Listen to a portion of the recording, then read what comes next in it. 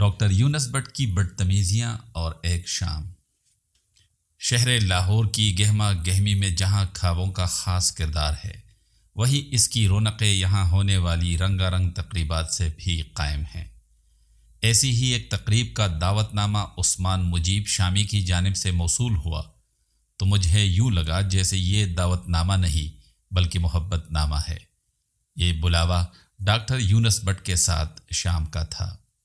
شاہد نذیر چودھری کے ہمراہ جب گلبرگ میں واقع کلب میں پہنچے تو دیکھا کہ ہال کچا کچ خالی ہے۔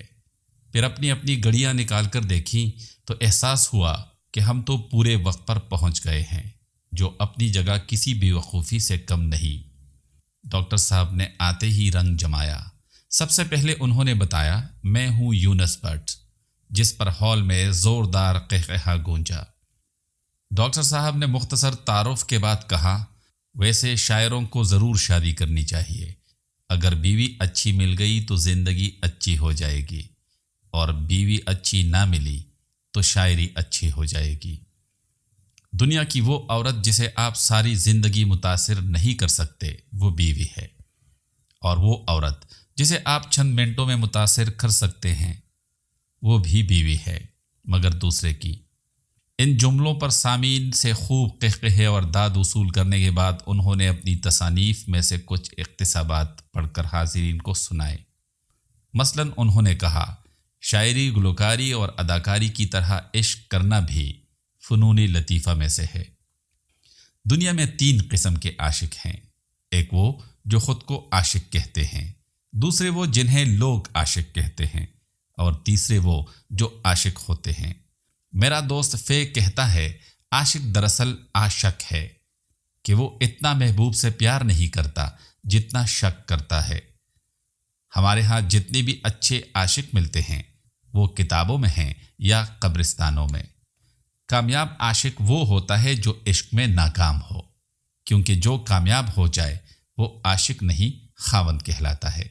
شادی سے پہلے وہ بڑھ کر محبوبہ کا ہاتھ پکڑتا ہے اپنی محبت کے لیے، جبکہ شادی کے بعد وہ بڑھ کر بیوی کا ہاتھ پکڑتا ہے اپنے بچاؤ کے لیے۔ کہتے ہیں عاشق خوبصورت نہیں ہوتے، اس کی ایک وجہ تو یہ ہے کہ جو خوبصورت ہوتے ہیں وہ عاشق نہیں ہوتے، لوگ ان پر عاشق ہوتے ہیں۔ عاشق، شاعر اور پاگل، ان تینوں پر اعتبار نہیں کرنا چاہیے، کیونکہ یہ خود کسی پر اعتبار نہیں کرتے۔ اس دنیا میں جس شخص کی بدولت عاشق کی تھوڑی بہت عزت ہے وہ رقیب ہے۔ جب رقیب نہیں رہتا تو اچھے خاصے عاشق اور محبوب میاں بیوی بن جاتے ہیں۔ میرا دوست فے ایک ہی نظر میں عاشق ہو جاتا ہے، کہتا ہے، میرے ساتھ کوئی دوشیزہ مخلص نہیں نکلی، جو مخلص نکلی وہ دوشیزہ نہیں نکلی۔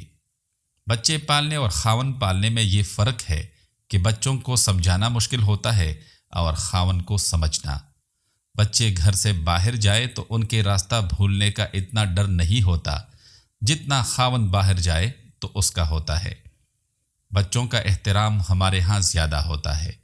آج ہم اتنا خدا کے آگے نہیں جھکتے جتنا بچوں کے آگے جھکتے ہیں۔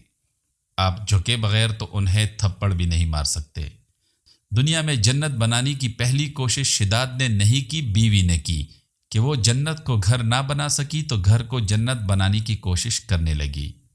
گھر وہ سلطنت ہے جس کی حکمران بیوی اور عوام خاوند ہوتا ہے۔ خاوند کو عوام شاید اس لیے کہتے ہیں کہ عوام کا جب دل چاہے اپنا نیا حکمران منتخب کر لیتی ہے۔ اچھا خاوند وہ ہوتا ہے جو وہ کہے جو بیوی سننا چاہتی ہے، اور اچھی بیوی وہ ہوتی ہے جو وہ سنے جو اس کا خاوند نہیں کہنا چاہتا۔ خاوند کی ایک بات میں کئی مطالب اور بیوی کی ایک بات میں کئی مطالبات ہوتے ہیں۔